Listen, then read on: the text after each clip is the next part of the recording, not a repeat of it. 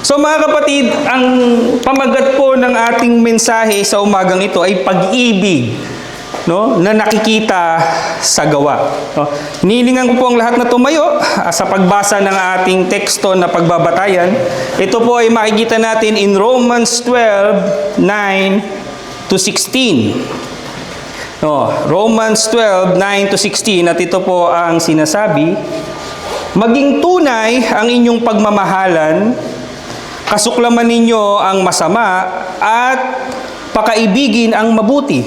Magmahalan kayo bilang magkakapatid at pahalagahan ninyo ang iba ng higit sa pagpapahalaga nila sa inyo. Magpakasipag kayo at huwag maging tamad. Buong puso kayong maglingkod sa Panginoon. Magalak kayo dahil sa inyong pag-asa. Magtiyaga kayo sa inyong kapighatian at palaging manalangin. Tumulong kayo sa pangangailangan ng mga kapatid at patuloyin ninyo ang mga taga-ibang lugar. Verse 14, idalangin ninyo ang mga umuusig sa inyo. Idalangin ninyo sila at huwag sumpain. Makigalak kayo sa mga nagagalak at makitangis sa mga tumatangis. Magkaisa kayo sa saloobin. Huwag kayong magmayabang. Sa halip ay makisama kayo kahit sa mga dukha.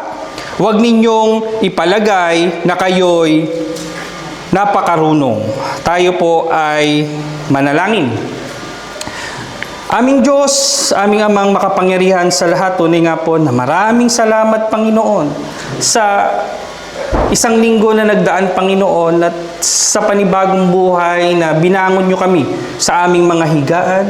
Salamat, Panginoon, sa presensya ng bawat kapatirang naririto at sa pribileyo, Panginoon, na malaya kaming nakapagpupuri, nakapagpanambahan sa lugaring ito, Panginoon. Samahan niyo po kami, makita namin ang aming mga sarili, ang aming sitwasyon sa inyong harapan, at tunay nga po, Panginoon, na sa aming mensahe na maririnig, magkaroon ito ng pangungusap sa bawat isa sa amin, Panginoon, na magdudulot ng pagbabago sa aming pag-ibig sa inyo, sa aming pagsunod, at sa pakikitungo namin sa aming kapwa. Muli, Panginoon, samahan niyo kami. Nawa, Panginoon, ang inyong banal na Espiritu ang mangusap sa bawat isa sa amin, Panginoon. At tunay po, Panginoon, na maramdaman namin ang inyong presensya sa lugaring ito. Ito po ang aming panalangin sa pangalan ng inyong anak na si Jesus. Amen. So makakaupo na po tayo, mga kapatid.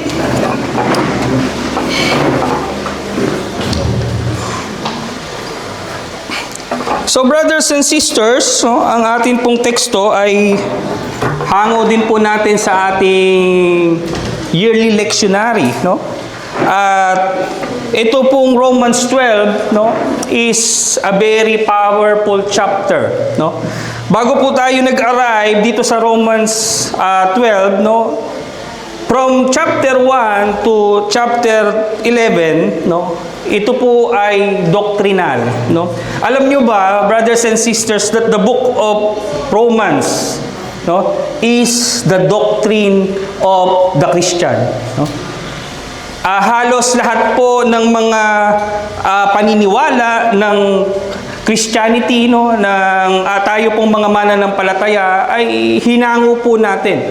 So, kung titingnan po natin ang background, ay tayo po ay mga Paulinian. No?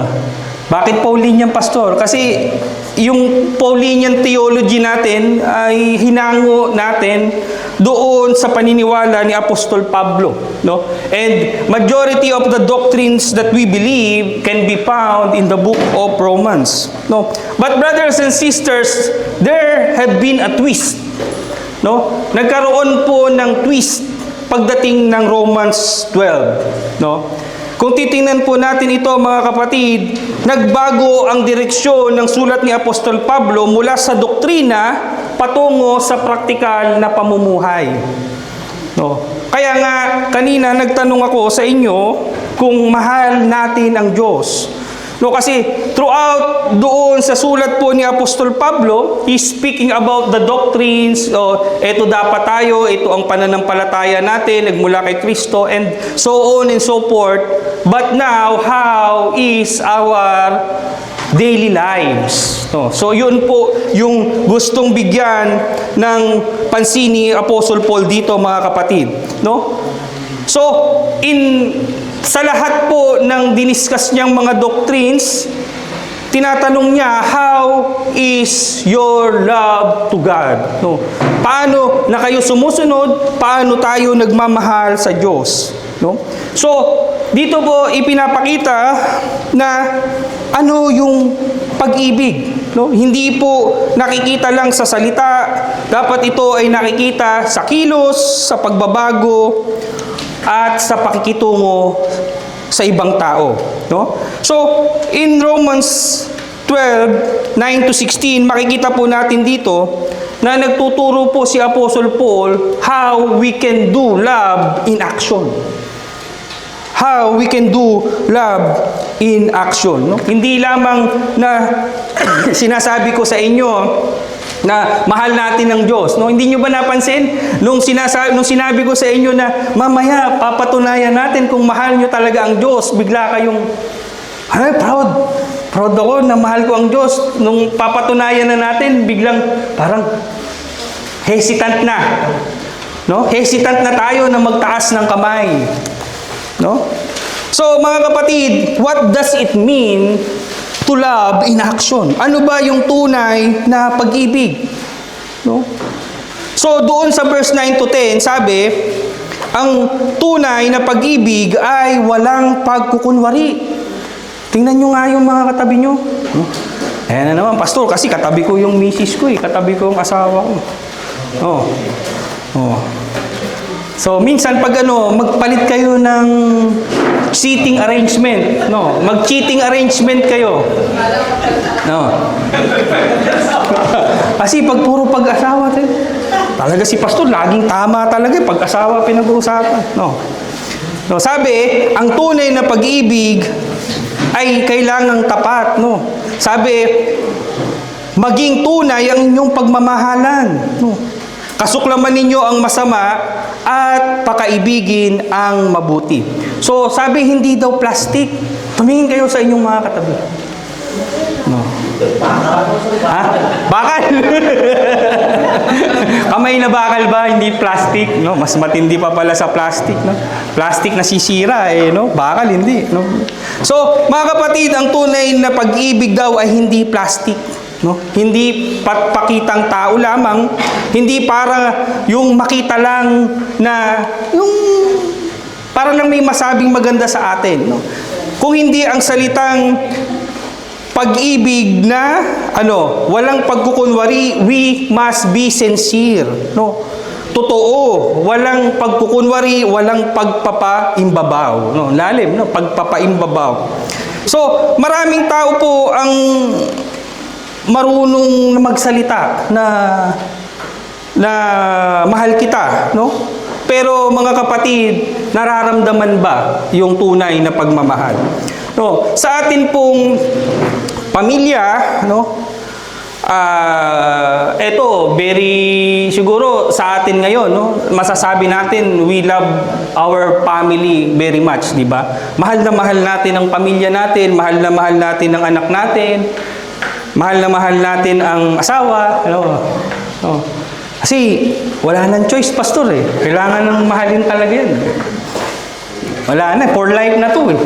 No, for life na. No. So, dapat, sa panahon natin ngayon, sa kalagayan nyo na yan, tanggapin nyo na yan. Talagang wala na kayong choice kung di mahalin sila talaga. No. Wala nang sulian. No. Baka wala na rin kayong pagsusulian, no? Kasi nasa edad na tayo, no? Wala nang tatanggap sa kanila, no? Wala nang mga magulang. No? Kaya mahalin natin sila, no? So, sa simbahan, mga kapatid, No. So, wag tayong magmahal ng may kapalit, no. Minsan ano tayo kasi si mabait sa akin, si pastor kasi laging nang babati o si sis ano yan, okay yan, okay yan. Pero minsan pag so marami tayong kumbaga sa binibigay lang natin kung ano yung binibigay sa atin, no. Binabalik lang natin, no. So, sa ministry man mga kapatid, no, kailangan na hindi tayo nagkukunwari. No? Ako, lagi kong itinitestimony sa pulpit nung time na ako ay kabataan pa. No? Na yung time na narinig nyo na siguro to, no? Yung kinakanta namin yung mahal na mahal kita, Panginoon. Mahal na mahal kita, Panginoon. Tapos may dumating na pastor. Yung pastor na yun, ewan ko kilala ni Didit o ng ate Ede, si Pastor Ed Macarasi.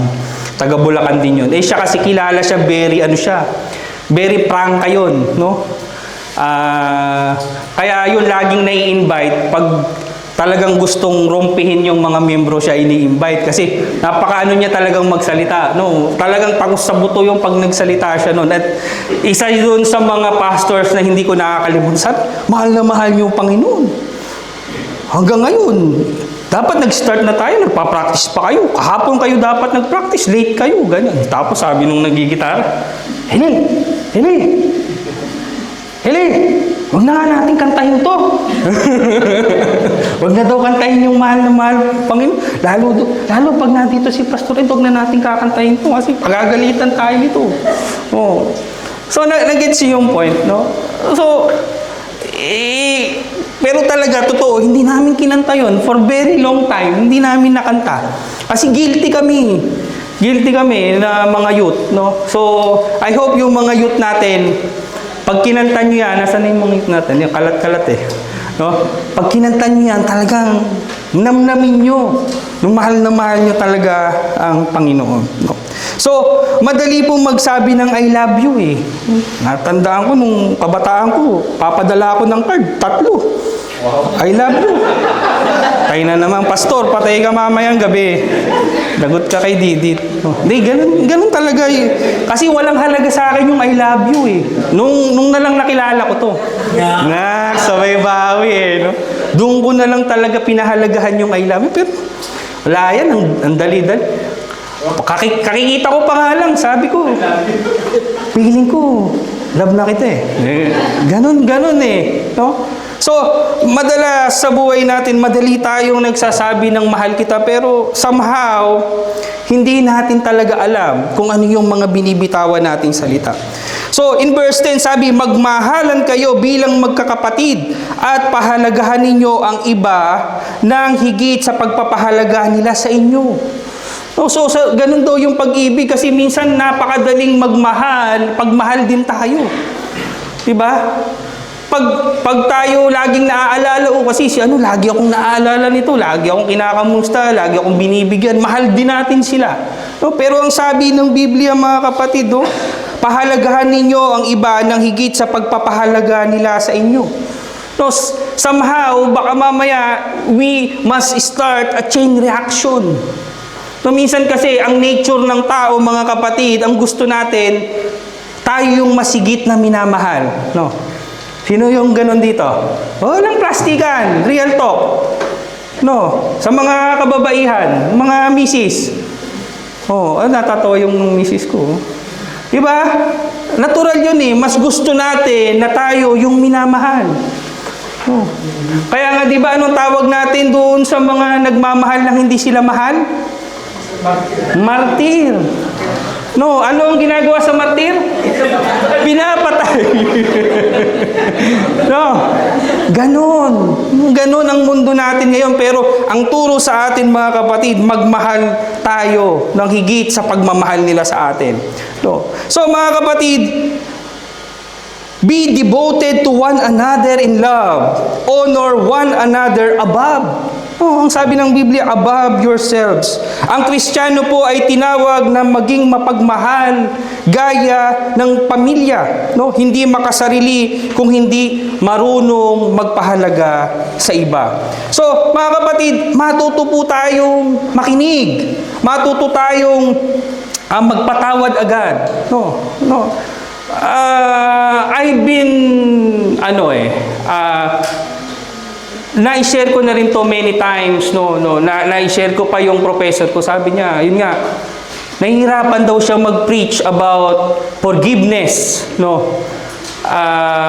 then I realized, paano tayo papatawarin ng ating Diyos? Yun yung in-example sa atin eh. Diba? Namatay siya sa krus. Patawarin mo sila, Ama, hindi nila alam ang kanilang ginagawa. Tapos tayo, how can we expect to be forgiven kung hindi tayo marunong magpatawad? Kaya yung mga linya nung araw, yung mga kaidaran ko, ano sabi sa mga action movie? Kung ang Diyos marunong magpatawad, ako hindi. Ano lang daw ang walang ganti? Lang ang walang ganti. Pero mga kapatid, so as we matured, ako burden eh. Alam nyo, napakahirap sa buhay yung may mga hidden grudges sa puso natin. Kasi every time na makikita mo yung tao, every time na maaalala mo yung mga ginawa niya, isang beses ka lang nasaktan eh. Pero paulit-ulit mo yung inilalaro sa isip mo at nararamdaman mo uli yung sakit. So, anong dapat gawin? Forgive. And, forget. Time heals all wounds and sorrow. You cannot forgive without money, without forgetting. Kasi kailangan kalimutan mo yan. Kasi pag di mo yan nakalimutan, hindi mo yan kayang patawarin. So, alam nyo, ang Biblia, it's all contradictory. Alam nyo, yung sistema ng mundo, lahat yan, ay salungat sa turo ng Biblia.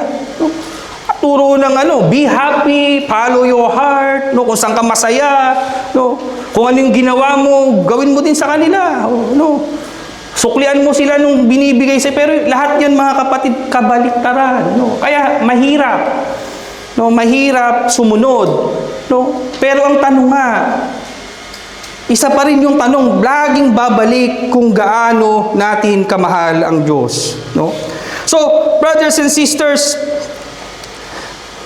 pangalawa, ang pag-ibig ay masigasig sa paglilingkod. Sabi, magpakasipag kayo, verse 11. Magpakasipag kayo at huwag maging tamad. Mga kabataan, kilala niyo pa ba si Juan Tamad? Hindi na, Mga kapatid, matanda na tayo. Magchichingkwanta na tayo. Yung mga example natin, hindi na in sa mga bagong generation. Juan Tamad, hindi nyo kilala si Juan Tamad? I-research niyo yan, ha? Kilala, Sandy, kilala niyo si Juan Tamad? Hindi din kilala nung anak ko. Dapat alam mo yun, anak. Assignment niyan, mga ragazzi, ha? Research nyo si Juan Tamad, Icon yan. Idol yan sa Pilipinas, si Juan Tamad. Siya yung humihiga sa puno ng bayabas, nakanganga, iniintay niyang mahulog yung bayabas. Imbis na pitasin niya, iniintay niyang mahulog sa bibig niya, ganun siya katamad. So assignment niya, si Juan Tamad. Sabi, huwag maging tamad. Buong puso kayong maglingkod sa Panginoon. Brothers and sisters, tamad ba tayo? Tamad tayo? Hindi tayo tamad, Pero, saan tayo masipag? Pagod lang. Pagod lang. One pagod. One pagod daw dun sa likod, no? So, brothers and sisters, no, sinasabi dito ni Apostle Paul, no, in verse 11, pakinggan niyo mabuti ha, magpakasipag kayo at huwag maging tamad. Buong puso kayong maglingkod sa Panginoon. No? So, brothers and sisters, no, dito, sabi, pagod daw, pagod, no? So, ibig sabihin, masipag tayong lahat. No? Pero masipag tayo saan? Pastor, masipag ako sa trabaho eh. Siyempre, para sa pamilya yan eh. No? Pero mga kapatid, ang sinasabi ni Apostle Paul dito, no, saan tayo tamad? No? Alam nyo, dito sa Book of Romans, no, yung audience niya dito, di ba, taga-Romans, no? Ito yung mga mananampalataya na nasa Roma, no? Kaya nga taga-Roma, no? Very, alam nyo, itong mga mananampalataya na to, kung titingnan natin ang background ng mga mananampalataya, no? Very particular sila, no? Doon sa kanilang tradition, sa kanilang identity, no? Sa mga trabaho nila, okay sila eh. No? Pero bakit nagkaroon ng twist si Apostle Paul dito? Kasi somehow nakikita niya, no, iba yung pinaprioritize nitong mga taga-Romans. So, kaya nga ang sabi niya, huwag maging tamad. No? So, Apostle Paul is talking about yung mga katamaran nila when it comes to God. Diba? Yung paglilingkod o kung ano man yun, no, sa ating makabagong panahon. No, ano yung mga katamaran natin? No, kasi pastor, mahirap mag-park sa sentro eh. No, pastor, umulan. No, pastor, mainit. Pastor, malamig. Kasi ganito, marami tayong dahilan. Marami tayong, pero masipag tayo sa trabaho. Hindi tayo nalilate sa trabaho. No, lahat gagawin natin para sa trabaho, para sa euro, di ba? Pero, kamusta po yung kasipagan natin sa paglilingkod? No? So, hindi lamang ito yung, kasi pastor, wala naman akong ministry. No? Alam nyo ba mga kapatid, even your attendance, no, even your presence is a ministry. Amen? O hindi kayo naniniwala doon? Sabihin nyo, pastor, wala naman akong ministry. Wala akong responsibility. No. Your presence is your responsibility. No? Your attendance is your ministry. Oh, bakit? Oh, kasi alam mo ba si kapatid, no, hindi ko pa nakitang absent yan. Ang tagal ko na sa church dito. Ilang years? 35 years na ako, hindi ko pa nakitang absent yan. Imagine, hindi ba ministry yun? No? Hindi ba nakaka-bless yun, mga kapatid? So, your presence is a ministry. Oh. Your attendance is a ministry. Oh. So, sabi, huwag tayong maging tamad. No? So, it's all about prioritizing, mga kapatid. No? Minsan kasi, marami tayong dahilan. No? But, ang tanong dito, how do we prioritize God? Oh. Minsan sa trabaho nilalagnat. Yung mayroon akong kasama sa trabaho tinawagan ko. Sabi ko, George. Sabi ko, Dobise. Ang boses niya hindi ko maintindihan. Ngungungungu. Tapos talagang halos di siya makapagsalita. Sabi ko, bakit ka pumasok? Sabi niya, kailangan sa trabaho O, ganun ba tayo?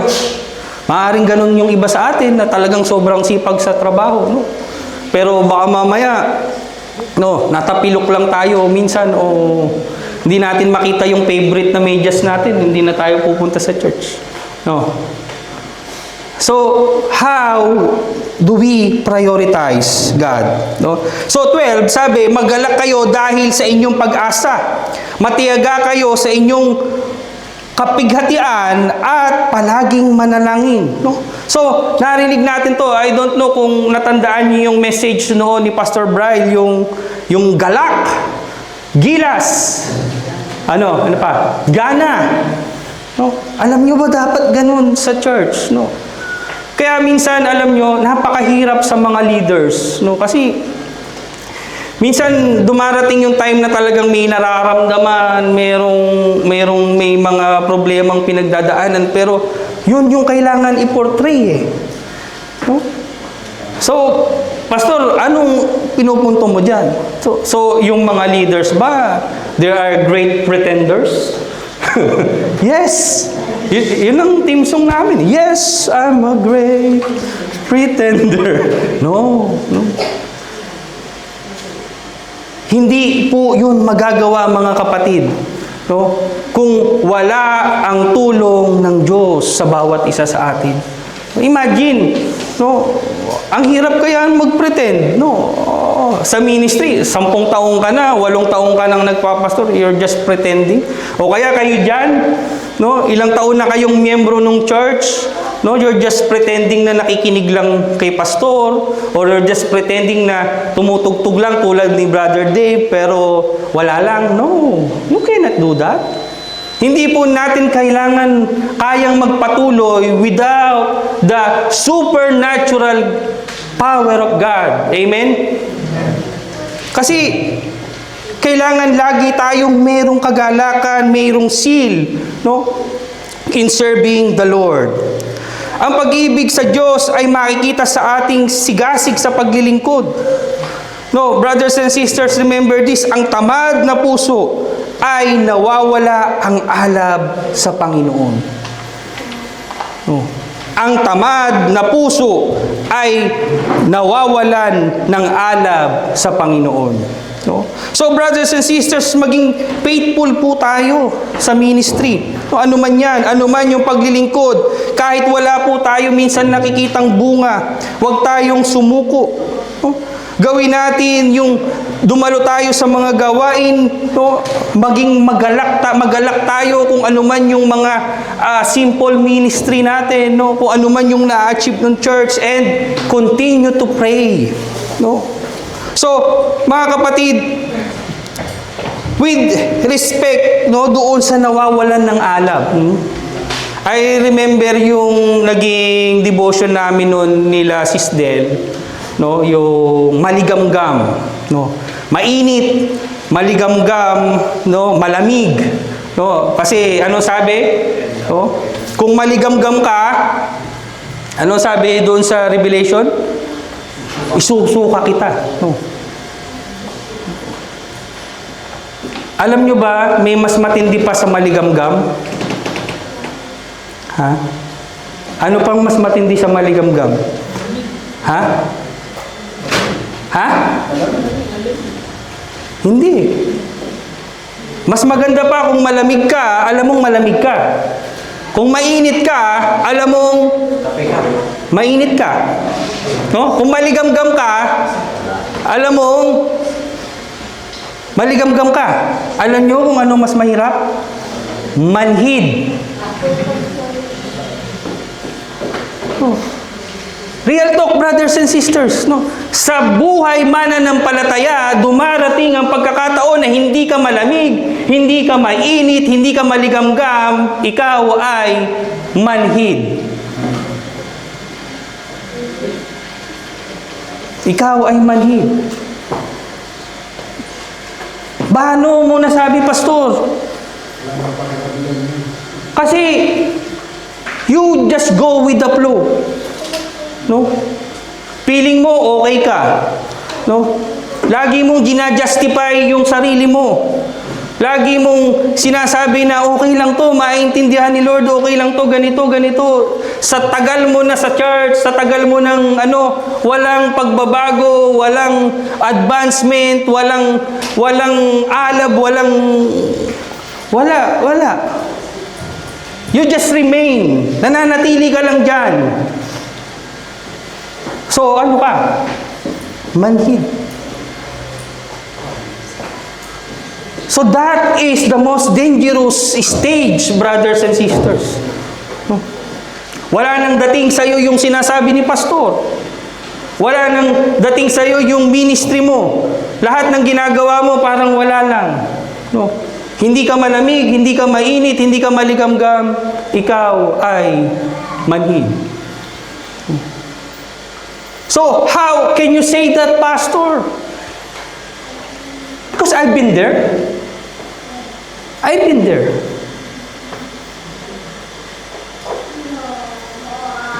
Naranasan ko yan, mga kapatid. I was born in the church. Nagkaisip ako, nasa church na ako. No. Bininyagan, kinasal, no? At sigurado, even may funeral sa church. No? Pero mga kapatid, no? Yun po yung wag na wag nyong hayaan mangyari. No? By the grace of God, nawala ako dun sa stage na namanhid. Kaya minsan, alam nyo, mas okay yung malamig, mainit, maligamgam. No?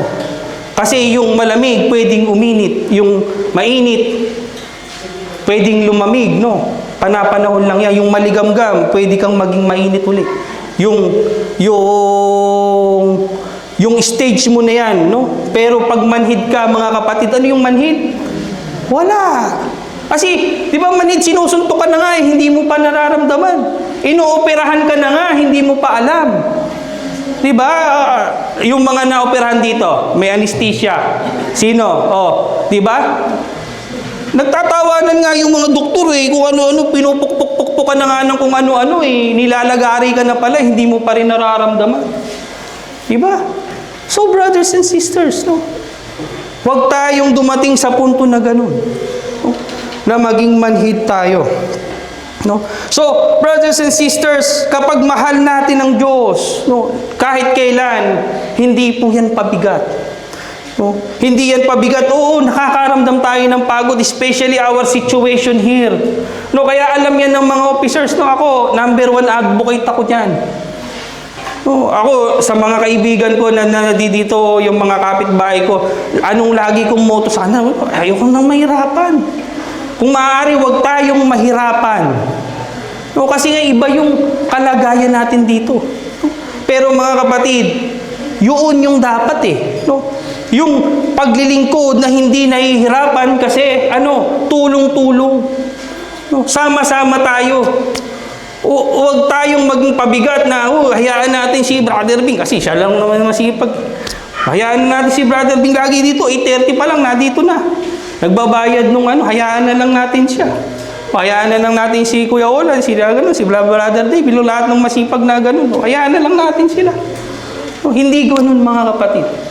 No? Kasi darating at darating ang panahon na makakaramdam ng pagod, makakaramdam ng mga konting saloobin na parang bakit ako lang ba na dito? No?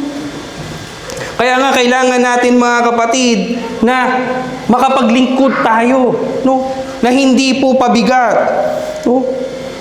Kung hindi yung tao sa puso na may kagalakan. Pangatlo, ang pag-ibig ay mapagbigay. Verse 13, tumulong kayo sa pangangailangan ng mga kapatid at patuloyin ninyo ang mga taga-ibang lugar. Meron na ba dito na nagpatuloy sa hindi ka kilala? Hindi siguro, sa pintuan pa lang, no? Pag hindi sumagot, hindi natin binubuksan. Papatuloyin nyo pa, Pastor, paano yan kung magnakaw? Totoo naman. No, iba ng panahon ngayon. No, kasi nung unang panahon, itong mga ganito, mga kapatid, marami pong mga stray. No, yung mga pagala-gala dahil sa kahirapan, no? At nung unang panahon, uso din yung mga slavery. Nung araw, pagka nabihag, no? Pwede kang maging alipin, no? Usong-uso dun yung abduction, kidnapping, lahat, no? Usong-uso dun, no? Kaya naalala nyo yung istorya ng mabuting Samaritano, di ba?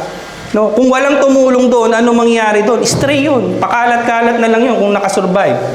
No?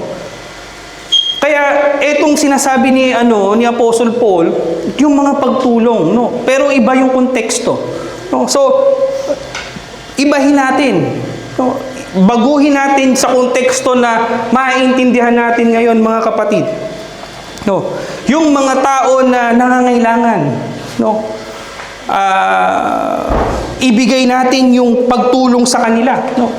May mga kapatiran sa ibang lugar, no? 'Di ba? Minsan nakakakita tayo ng mga tao nagpapatuloy sa mga missionary, no? May mga taong nagpapatuloy doon sa mga taga-ibang lugar na nakita talaga nila na naglalakad o nagmi-mission, no?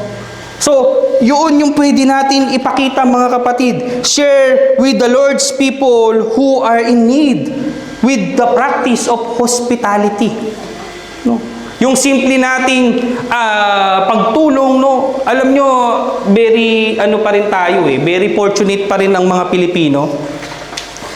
Kasi, ewan ko, correct me if I'm wrong, kung meron na kayong mga nakita sa ibang lugar na mga Pilipino na natutulog sa karsada.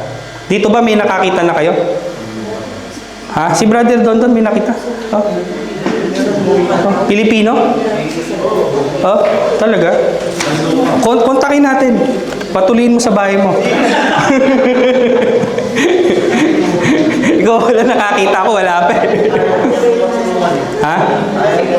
Ayaw niyang patulungan, iba naman pala yung case noon. No, ayaw niyang oo.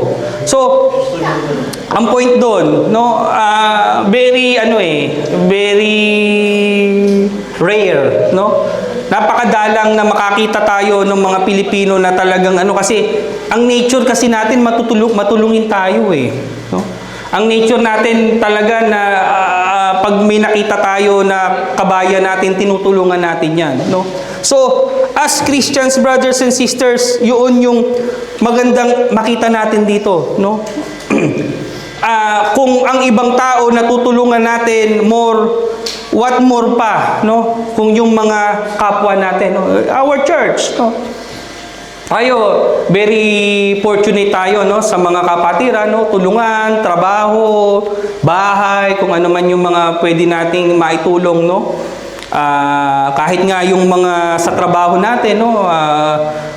Ako, kung pwede ko lang kayong bigyan lahat ng gate, lahat ng remote control, no, sa mga kantselo nyo, bibigyan ko kayo, no. Tayo, very fortunate, si Brother William, no, bibigyan tayo ng mga kung ano-ano, no. Si Kuya Olan, bibigyan tayo ng truck niyan. Si Brother Day, bibigyan tayo ng muleto. No. Ganon tayo sa mga trabaho natin no? Yung mga nasa impresa, may mga supply tayo ng mga detersibo, no? Di ba? Kami nga, pag bibigyan namin kayo ng toilet paper. May supply kami. Yung gulay, alam nyo ba yung mga gulay na pinamimigay ko? Ano yan? Blessing yan, no? Sinishare natin yan, no? Malalaman nyo yung susunod na shipment. No. Kaya lang, pagpasensyahan nyo na kasi kontrabando No, may mga konting Nakita ko yung strawberry dito kanina, no? Ang daming strawberry nun sana, ilang tray. Kaso talagang na-late na Na-late na ng dating Hindi na pwedeng pamigay, no? Pero ang dami. Talagang isang sasakyan yun. Yung strawberry, tinapon ko lang. Kasi, syempre, hindi na natin pwedeng i-share yung ganun Kaya lang, syempre, through yung tayo, alam niyo yung mga ugaling Pilipino, di ba yung mga amo, bigay ng bigay, pero yung gusto lang ipatapon sa inyo. No, dumadating yung mga ganyan, no? Pero, matuwa din tayo na merong mga kapatiran, no? May mga kaibigan tayo na naaalala, no? Pero alam nyo ba, pag kami nagkakausap-usap magpipinsan, sabi niya, si Tita Alice, nag-uunahan kami magpipinsan. Na sabi, huwag naman sana, pag may nangyari, sabi ko, huwag natin isipin yan, pero huwag kayong mag-alala. Ganun yung pag-uusap namin kasi nakita namin yung yung generosity niya. Talagang kahit matandang dalaga siya, walang pamilya, lahat ng magpipinsan, pag-araw ng Pasko, talagang hindi siya nakakalimutan. Paano ko siya makakalimutan? Ka-birthday ko pa. Kaya pag Pasko yun, talagang kasama yun sa mga listahan namin na inaano ko sa nanay ko. Kasi doon yung makikita nyo mga kapatid na siya na nag-iisa lang sa buhay, pero yung iniisip niya, alam nyo ba hanggang ngayon, ayun, nakita ni Sandy yun. Sandy binigyan ng brief. Kasi nagnanatasya siya ngayon, Natasha, alam niyo Natasha. Nag-Avon pa yun noon. Kaya ako noon, may supply ako ng mga pabango ng Avon, ganun. Kasi very generous yung tita ko na yun. Kaya, ano yung pinupoint natin dito? Hindi kailangan na maluwag ka talaga to be generous at tumatanim. Yung siguro kayo, mga kapatid, may mga tao na naging generous kayo o kayo may mga tao na naging mabuti sa inyo na hindi nyo sila makakalimutan.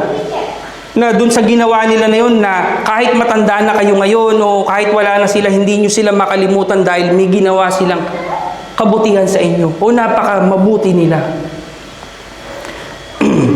Yung nung bata ko, meron akong China, very siya.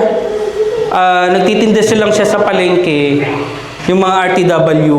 Pero mayaman, talagang bigay siya bigay. Alam nyo ngayon, para lang siyang jet settler. Punta doon sa anak nito, nasa Amerika, yung isa nasa Canada. Pag ganun-ganun lang siya, pa ano-ano lang.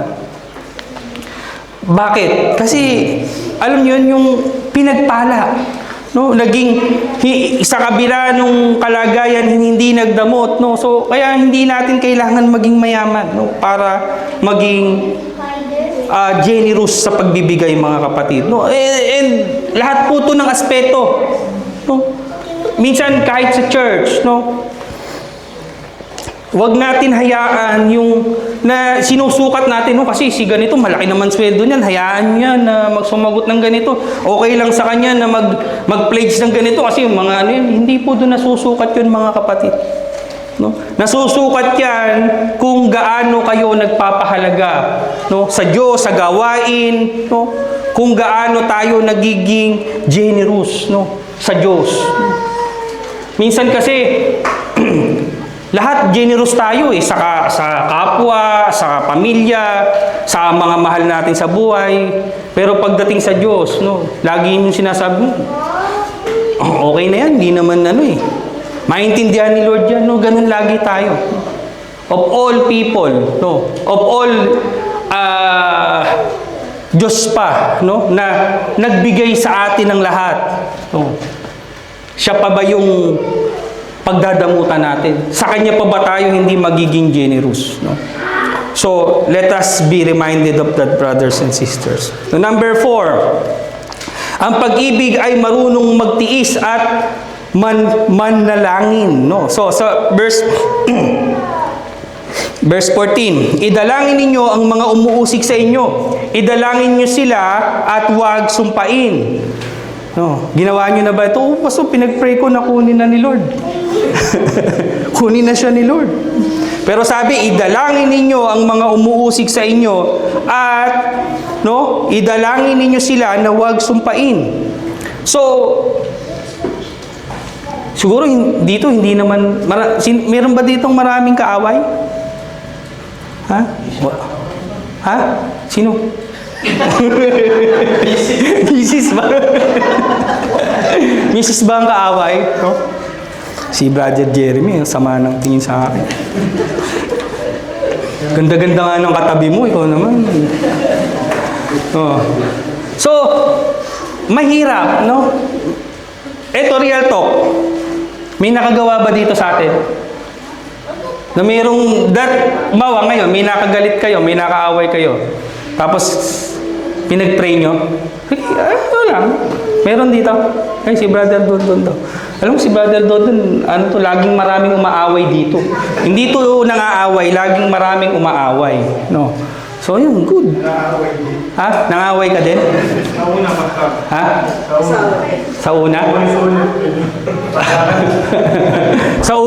Sa una ipapanalangin, no? Pag pangalawa inulit, no? Kukunin na ni Lord yung iba na yung panalangin, no? Lord, kunin niyo na nga ito. Pabigat to sa buhay ko eh. No? So, mahirap, no? Mahirap gawin ito, mga kapatid, no? Pero yun nga yung sinasabi ko lagi, eh, no? Lahat ng pinagagawa sa atin ng Biblia salungat doon sa itinuturo ng mundo sa atin, no? Pero mo idalangin yung mga kaaway, idalangin yung usik, no? Samantalang ang nilalablang natin yung mga nagmamahal sa atin. But here, no, ipanalangin, no? So brothers and sisters, no, ang buhay Kristiyano ay puno ng pagsubok. Pero mga kapatid, tandaan nyo to, ang mga taong may tunay na pag-ibig ay nananatiling matatag. Alam nyo ba yung FPJ? FPJ? Batang Quiapo? FPJ, Batang Quiapo. FPJ? Sino na nakarinig ng FPJ ng mga Kristiyano? Oh, ngayon nyo lang maririnig sa pulpito to? FPJ ng mga Kristiyano? Ha? Ang tagal nyo na sa, ngayon nyo lang maririnig to. Nakakatuwa naman. Ngayon nyo lang maririnig tong FPJ ng mga Christian. No? Hindi si Fernando po Jr. ha? So, ang FPJ ng mga Kristiyano, ito, kung bago sa inyo to, tandaan nyo, no? FPJ, no? F, faithful in prayer. Oh. F, faithful in prayer. P, patient in suffering. Ayan. Faithful in prayer, patient in suffering. J, ano yung J? Ha? Joyful in everything. Ayan ha, bagong dagdag sa kaalaman kung hindi nyo pa alam. FPJ, faithful in prayer, patient in suffering, joyful in everything. No? So mga kapatid, huwag tayong mawalan ng pag-asa. Magtiwala tayo sa gitna ng mga problema at panatiliin natin yung buhay natin na lagi tayong nananalangin. No? So brothers and sisters, ang taong marunong tapat manalangin ay merong laging lakas na magpatuloy. Amen? Kung taglay natin lagi ito, mga kapatid, faithful in prayer, patient in suffering, joyful in everything, no? Kahit ano ang dumating, mga kapatid, kaya po natin magpatuloy. No? At huli, no? Haba pastor kaya sabi ko sa inyo, agahan nyo eh. No? Number 5, ang pag-ibig ay nakikiramay.